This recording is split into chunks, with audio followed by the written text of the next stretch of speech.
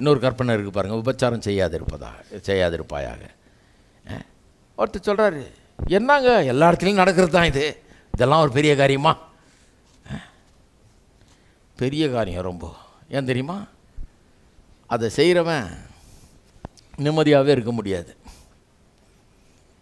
எப்படி தெரியுமா? அவனுடைய எண்ணங்கள்லாம் அதில் ஆக்கிப்பை ஆகிடுது, எல்லாம் நேரம்லாம் அதில் போயிடுது. க்ரியேட்டிவாக எதுவும் திங்க் பண்ண முடியாது, செயல்பட முடியாது, ஒழுங்காக வேலையை செய்ய முடியாது, படிக்க முடியாது, ஒன்றும் பண்ண முடியாது. எண்ணம்லாம் இதில் போயிடும், நேரமே இதில் போயிடும், வாழ்க்கையே இதில் போயிடும். இந்த திருட்டுத்தனத்தை பண்ணுறதுலேயே வேலை போயிடும்.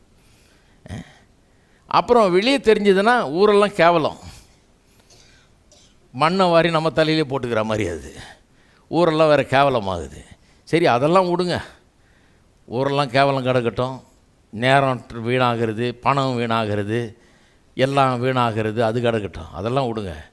இவனுக்குள்ளே சைக்கலாஜிக்கலாகவே ஒரு ப்ராப்ளத்தை உண்டாக்குது. சைக்காலஜிஸ்ட் எல்லாம் என்ன சொல்கிறாங்க, இந்த மாதிரி பண்ணுறவன் தன்னுடைய மனைவியும் சந்தேகப்படுவானா.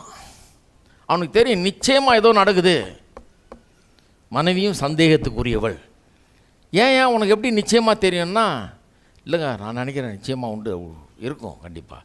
எப்படி இருக்குன்னு தெரியுமா? எப்படி அந்த நிச்சயம் வந்து தெரியுமா அவனுக்கு? இவன் பண்ணுறான்ல, அப்போ அவன் நினைக்கிறான் மனைவியும் பண்ணுறாப்புல இருக்கு. நான் பண்ணுறதையே தான் இன்னொருத்தரும் பண்ணுவாங்க, நான் பண்ணுறதையே தான் இன்னொருத்தரும் பண்ணுவாங்கன்றது வந்துடுது உள்ள. அதுக்கப்புறம் அவன் நிம்மதி அடையவே முடியாது. சந்தேகத்திலே வாழ வேண்டியதுதான்.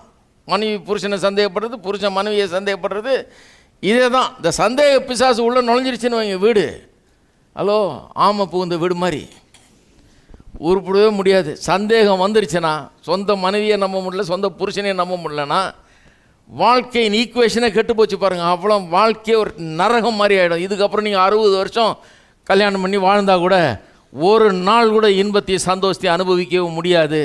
ஏன்னா இந்த அடிப்படை கோளாறு ஒரு பெரிய வாழ்க்கையில் ஒரு பெரிய பிரச்சனையை ஏற்படுத்தி விடுகிறது. மென்டலாக ஒரு பிரச்சனையை ஏற்படுத்தி விடுகிறது. உள்ளத்தில் ஒரு சந்தேகத்தை கிளறி விட்டுறது. நம்முடைய பிஹேவியர் நமக்கு அவனும் கெட்டவன்ற ஒரு நிச்சயத்தை உண்டாக்கிடுது. ஹலோ, எல்லாம் ரொம்ப அமைதலாயிட்டீங்க. திடீர்னு எனக்கே பயமாயிடுச்சு. என்னடா இருக்கிறாங்களா, எல்லாம் உயிரோடு இருக்கிறாங்களா? இதுதான் உண்மை. நீங்கள் சும்மா உலக பிரகாரமான சைக்காலஜிஸ்ட்டை போய் கேட்டு பாருங்க, சொல்லுவாங்க. நீங்கள் பேயை ஓட்டிடலாம், சந்தேக பேயை ஓட்டி பாருங்கள், ரொம்ப கஷ்டம். உபவாசத்தினால கூட போகாது அது.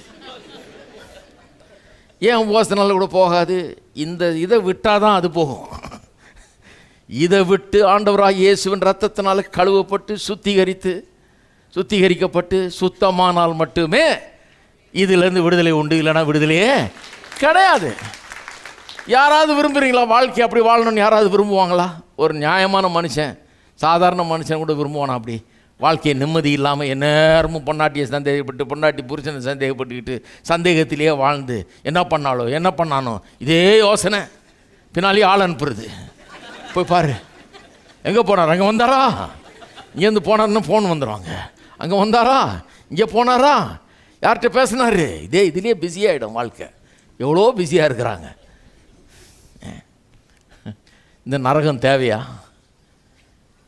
ஒருத்தரை நம்பி சந்தோஷமாக வாழ்கிறது எவ்வளோ அருமையான ஒரு வாழ்க்கை. அதுக்கு தான் கர்த்தர் சொன்னார், விபச்சாரம் செய்யாது இருப்பாயாகன்னு. அப்போ உங்கள் குடும்பம் நல்லா இருக்கும், சந்தோஷமாக இருப்பீங்க, ஒருத்தர் சந்தேகிக்க வேண்டியதில்லை, நரகம் போல் ஆக்க மாட்டீங்க வாழ்க்கையை.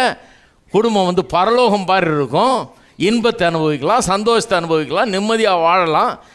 உங்களுக்கு கெட்டதுக்காக சொல்ல, உங்களுக்கு ரூல் போட்டு உங்கள் சந்தோஷத்தை கெடுக்கிறதுக்காக அவர் சொல்லலை, உங்களுக்கு சந்தோஷத்தை உண்டாக்குறதுக்காக, உங்களுடைய சந்தோஷம் நிறைவாக இருக்கும்படியாக சொன்னார். ஹலோ, இதை நினைக்கும் போதே என்ன அருமையாக சொல்லியிருக்காரு, இதைத்தான் நான் ஃபாலோ பண்ண விரும்புகிறேன்.